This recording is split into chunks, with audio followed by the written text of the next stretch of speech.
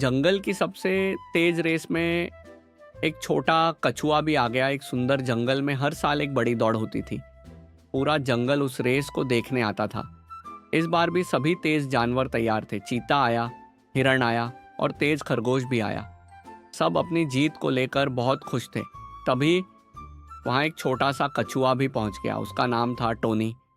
Tony धीरे धीरे चलता था, लेकिन उसके चेहरे पर आत्मविश्वास था। जैसे ही बाकी जानवरों ने उसे देखा, वे जोर जोर से हंसने लगे। खरगोश बोला, अरे ये तो रेस खत्म होने तक भी नहीं पहुंच पाएगा। चीता हंसते हुए बोला, तुम घर जाकर आराम करो।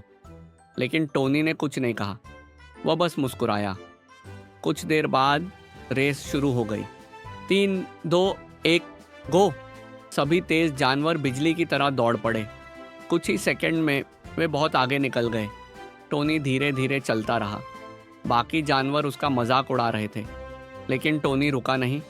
थोड़ी दूर आगे एक लकड़ी का पुल था। चीता सबसे पहले वहां पहुंचा, लेकिन जैसे ही वह तेजी से पुल पर दौड़ा, धड़ाम, पुल टूट गया। चीता कीचड़ में गिर गया। अब हिरण आगे निकला, लेकिन बारिश शुरू हो गई। जंगल की मिट्टी फिसलने लगी। हिरण भी फिसल कर गिर पड़ा। अब खरगोश सबसे आगे था।